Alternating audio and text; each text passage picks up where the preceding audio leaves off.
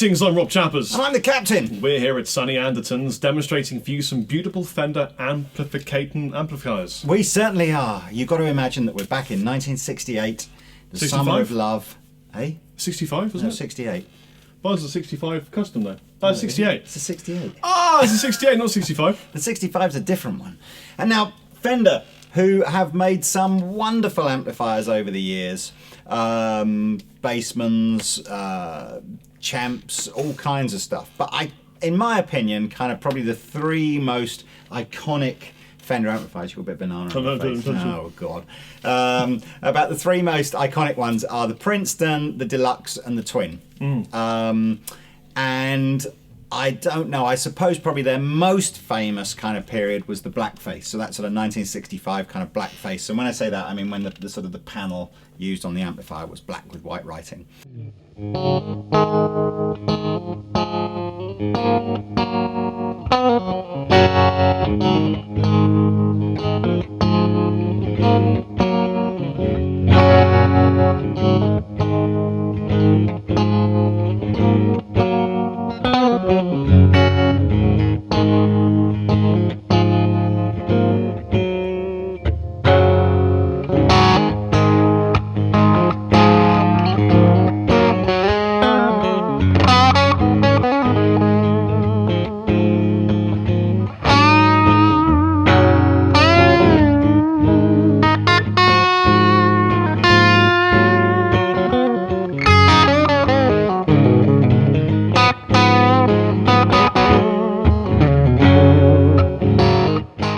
Downstairs making a coffee, and Captain Lee gave me this interesting story about how a company called CBS purchased Fender, and they changed some of the designs and tried to update the tones and things. Yeah, so the blackface amplifiers became the silverface amplifiers in 1968, around about the time when CBS, shortly after CBS purchased the amp. Now, the first silverface amplifiers, I'm led to believe, were really just the same as the blackface amplifiers, just cosmetically slightly different. But certainly, as CBS's influence began to take hold on Fender and the drive to, change the product more regularly, put more profit margin in there for Fender so that CBS made more money, I think there's a general feeling that certainly the silverface amplifiers during their sort of 10 years, if you like, before they were changed again, kind of got worse towards the end. Oh. So if you look at used prices, for example, of silver-faced amplifiers, there's a massive price difference between, say, a 68 silverface and maybe a 75. Do you think they really sounded different? Yeah, I mean, it's certainly, I think the vintage market for those amplifiers is because the amps sounded very, very cool at that time. Andertons has been going for absolutely 50 years, yeah. So you would have been there selling these amps? Not me personally, but I suspect, I don't know actually how much of that stuff used to come into the UK. I think in the UK back in the 60s, you would probably have found that, Vox and Marshall and Wem and brands like that were probably much more prevalent than Fender were. But who knows? I wasn't there.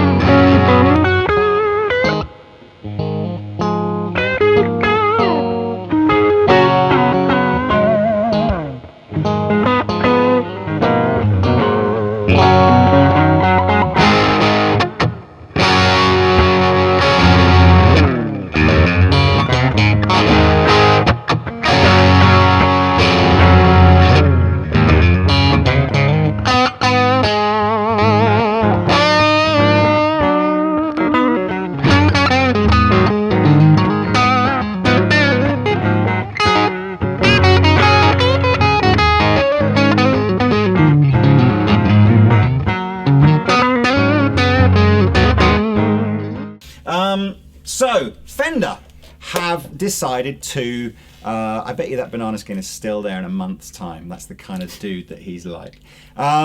So, Fender have decided to reissue the 1968 Silverface amplifiers and make them out of Mexico. Oh. And make them kind of, they're not, you can still buy the Blackface series, so the American Pro series, so you can still have a Blackface Deluxe and a Blackface Twin and a Princeton. And those are more true to the original designs. Whereas the stuff that they've made in Mexico, Fender have sort of said, you know what, we're going to keep them visually nailed on, but we're going to sort of tinker with the sort of the tones and the features to perhaps try and deliver an amp that gives the best of the silver face, but with some other stuff thrown in. So anyway, I'm plugged into a Princeton.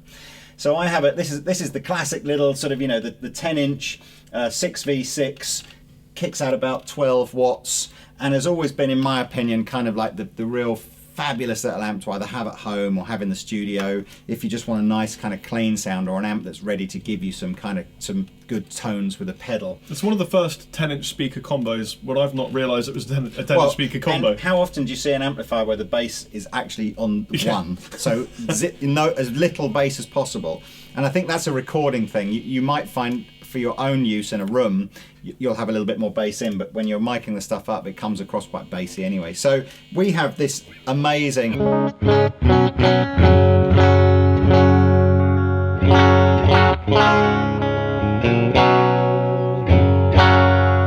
classic Fender tone, 10-inch speaker, so it's a bit tighter on the bass end, beautiful reverb, vibrato built in, which is foot switchable.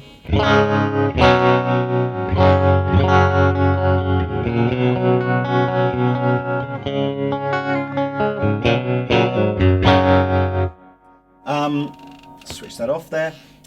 Two inputs, but again, one is just a slightly attenuated version of the other, so it's not a 2-channel amplifier. If you've got a hot output guitar like a Les Paul or something, again, you might find you get a slightly cleaner sound in input 2. I'm actually just using a Mexican Strat, stock Mexican Strat, so nothing special going on here. I'm using on the floor a Love Pedal Eternity Drive for a bit of, you know, that's where I'm getting my kind of...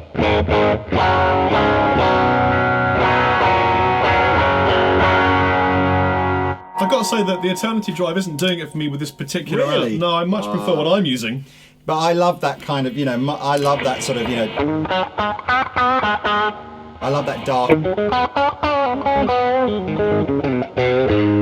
But it's all personal, isn't it? And it's quiet. It's the quietest demo that we've done of the last 2 days, isn't it? So very much a home use amplifier. Love this amplifier, but it's quite nice and simple. There's not a great deal to tell you about this. What about in comparison to the the Blues Junior? It's quite a lot more money than Blues Junior. I think the Blues Junior series, which is obviously part of the Hot Rod series, is a more modern sounding. Certainly, there's a lot more sizzle in a Blues Junior than there is in one of these. Blues Junior is a 12-inch speaker as well, so it's got a slightly different bottom end characteristic. Blues Junior, in terms of value, is how much is this again? So Blues Junior is about £300 less so than one hugely of these. value, in terms of value. Yeah, and a tiny bit louder as well. Yeah. But this just looks uber cool, doesn't it? I mean, this is a... You think of great Fender amplifiers, and you don't think of a Blues Junior, do you? You know, I mean, sorry, you think of iconic Fender amplifiers. You don't think of a Blues Junior. You do think of a Princeton, you think or of a Twin, Princeton or a Deluxe Reverb, or a Bassman, or something like that.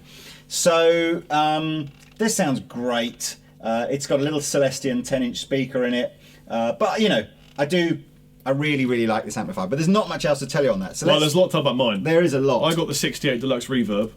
It's like 2 amps in one. It's got kind of a bassman-y side and then kind of the Deluxe Reverb side. So you get the jangly spangle, and then you get the dark thunk. Is that a good description of the bassman side? I mean, visually, again, the amp is pretty spot on. You know, it would have had the channel that just had a volume control on it and treble and bass, and then it had the channel with the reverb and the vibrato. 12 inches of loudness. But what they've done on the 68 Deluxe is well, they've done two things. First of all, now the reverb and the vibrato works on both channels, which I think is super cool. And what they've done is they've revoiced the second channel to be what's called the custom channel. And the custom channel is based on the tone stack that's in a Bassman, and it is darker sounding, but it does somehow seem to kind of work better perhaps with a pedal if you want to drive it or something. So what we've done is we've used an AB box so that Rob can just switch between the two channels. So let's do that first. So this is the vintage channel clean tones.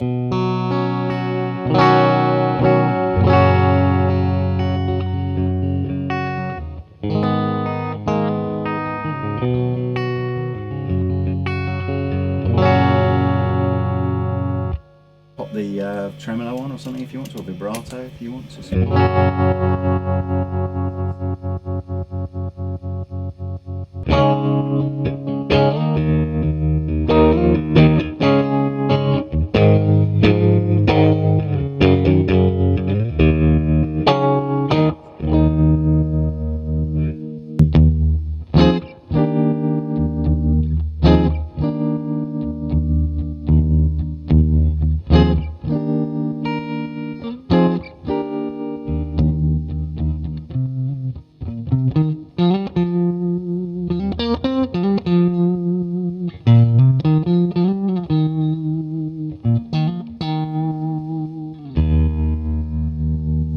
It's lots of fun because you can really affect the sound Yeah. in lots of different ways using the intensity. So for example, make it mega intense, speed it up.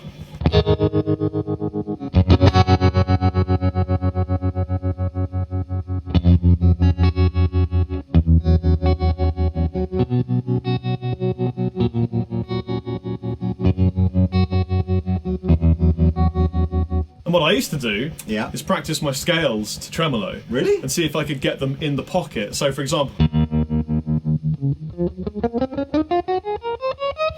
Like a built-in metro.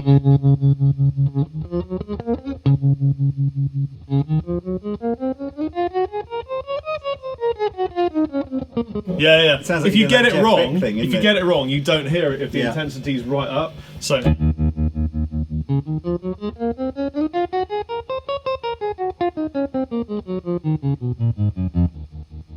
it's good. It's really, really good practice. So, But yeah, you can switch the- back it off and back the speed down, and it's nice and subtle.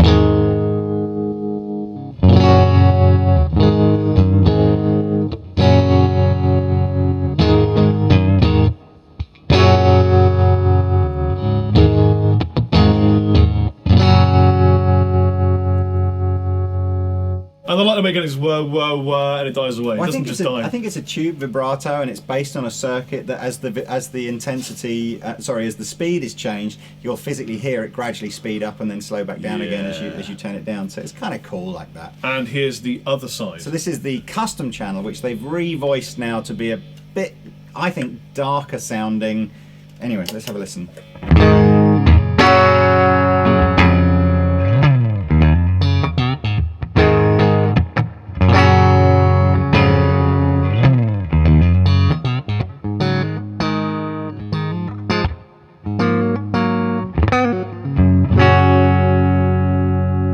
It's You can kind beefier. of hear it's a bit beefier, and they do suggest, or certainly my contacts of Fender have said, look, you know, it's a bit nicer for drive pedals, this channel, because it's not quite so glassy sort of sounding. So we've got a pedal here called the MI crossover Which drive, I really, really like. which is, you know, nice sort of gainy, bluesy, gainy kind of pedal. Let's have a So here, what I'm using is an in-between, you know.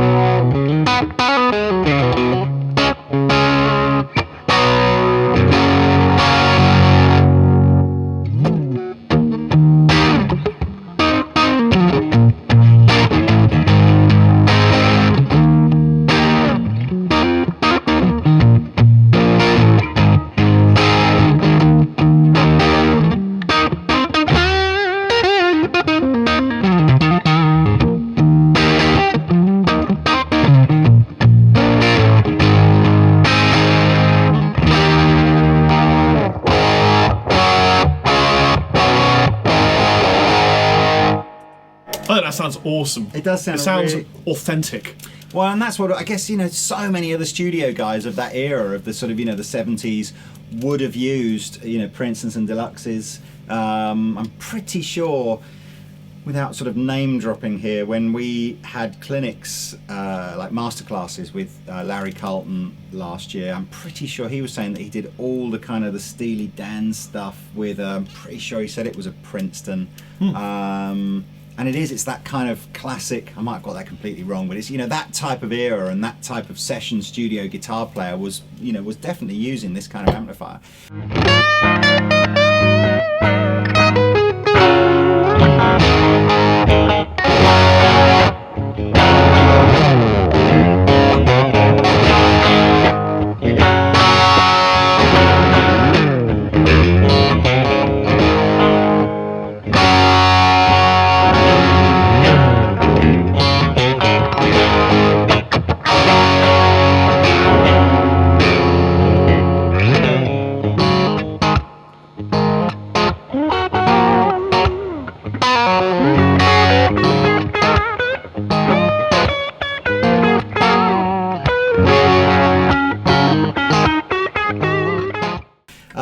was always a story at my local pub back in Wiltshire, in a place called Bradford and Avon, where there was this amazing blues guy called Walter Trout. Ah, yes. And he turned up to a gig in a little pub, and he used a Princeton, and everyone was like, "Oh, and he just used a Princeton and a Strat," and it was amazing.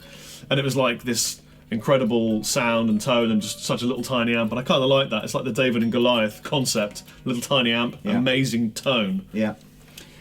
So, price-wise, as I said, they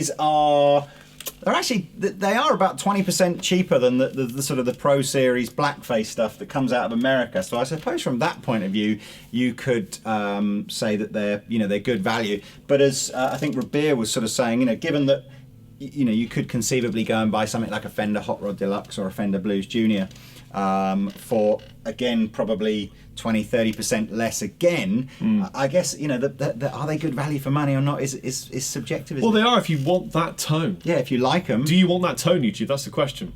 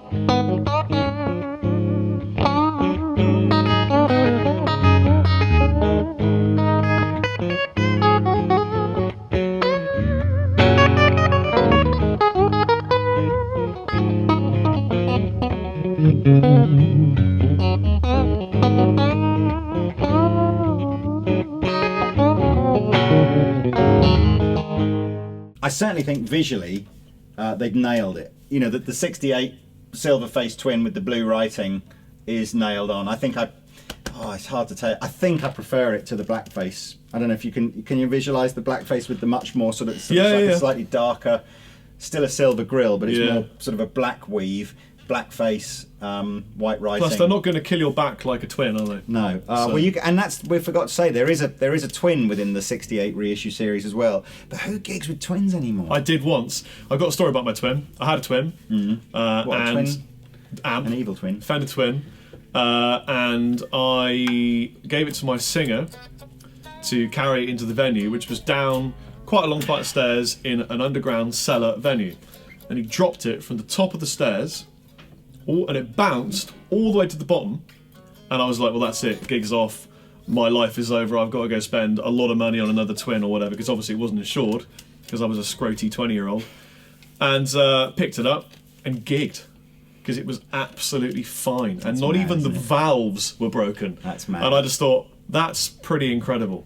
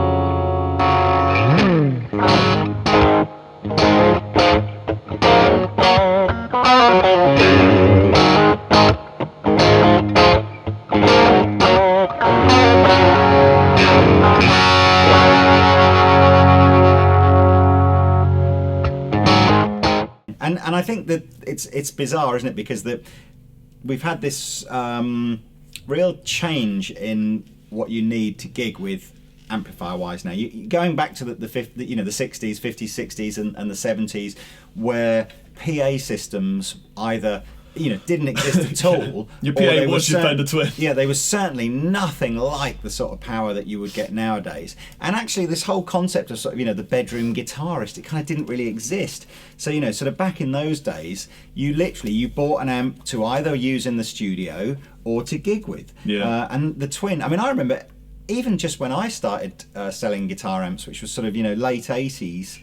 Early 90s, we used to sell a lot of Twins because that was a gigging amp. But I think what I began to see at that point is you got these guys buying Twins because that's what everybody else had. So you went, well, I'll buy a Twin, and then using it with the volume somewhere between 0 and 1. Yeah. And then wondering why it didn't sound that great. Oh, so loud. Yeah. Because the venues were smaller, people had PAs now that they could plug amps into, Yeah. Or they were even just using it at home. I mean, I remember having customers literally buying Twins to use at home. It was like, come on.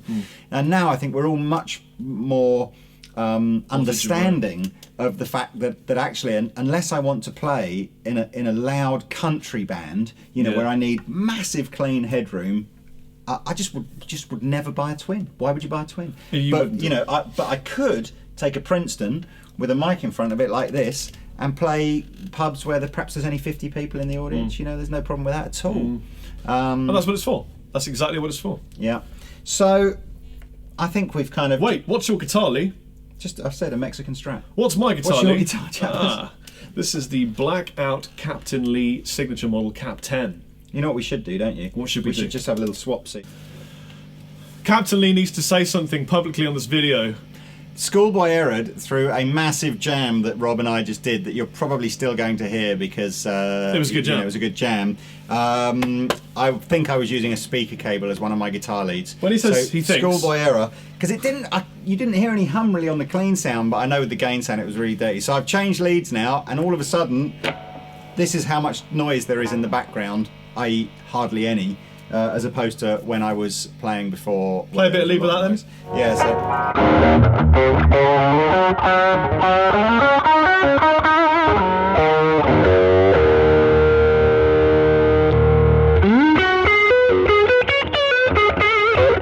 so apologies. So we'll do another jam now that you'll have to sit through. Yeah. What did you just do, A bit more volume because you're quite quiet. Okay. I want more Captain in my left ear. That's what I want. So we're going to just jam out in E.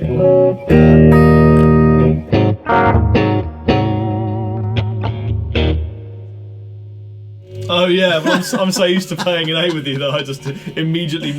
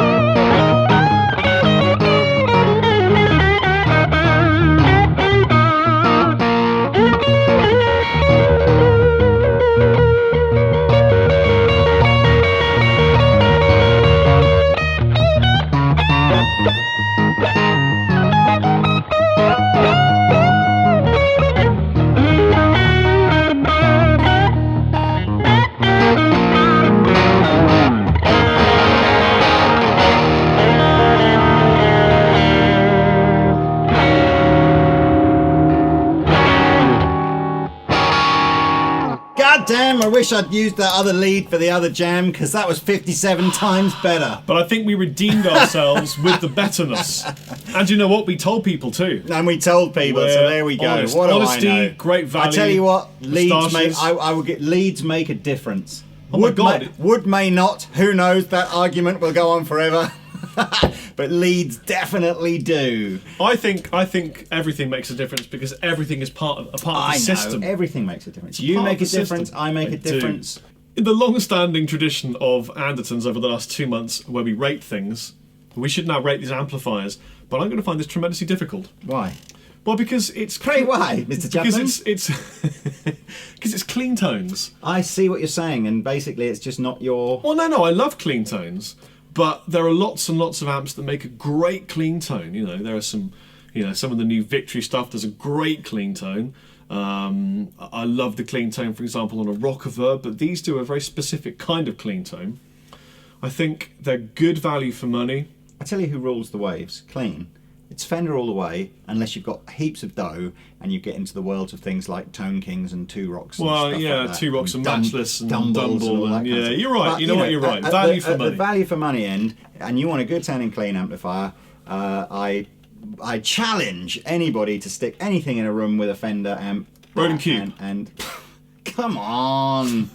All right. Okay, it gets an 8.7. Wow. I'm going to. For me, this is the daddy of the clean tone. It just doesn't get any better. Fender Strat into a Fender amplifier. Personally, I think it doesn't get any better. Strat or anything, Strat, Les Paul, classic guitar, but for a clean or a bluesy tone, it doesn't get any better for me than something like this. So I'm going to give the Princeton, because of for what it is, for the right person, I'm going to give the Princeton 9.8.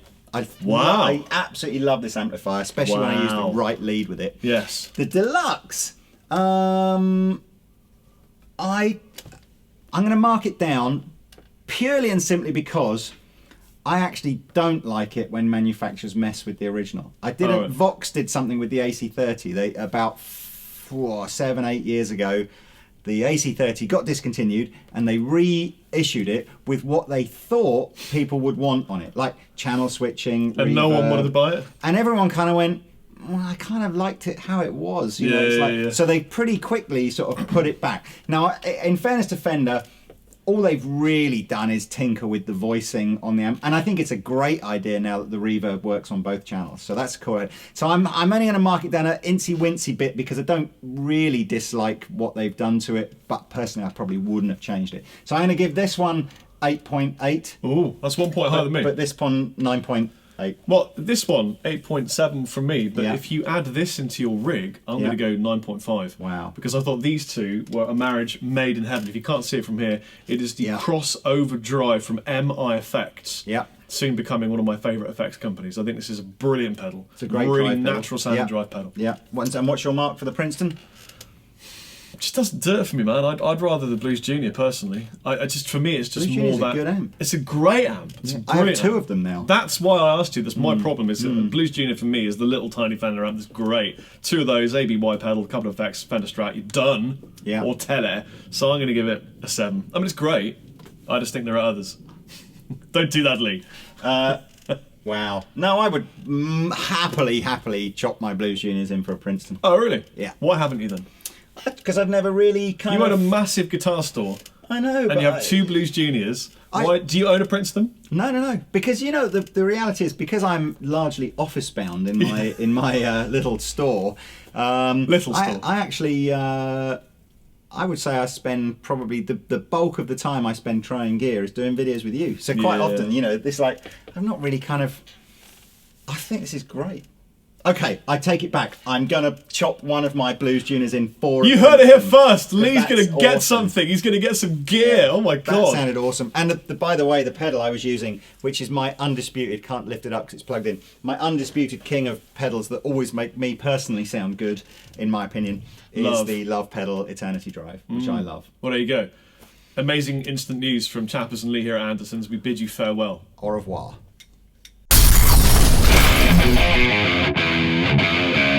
Bye.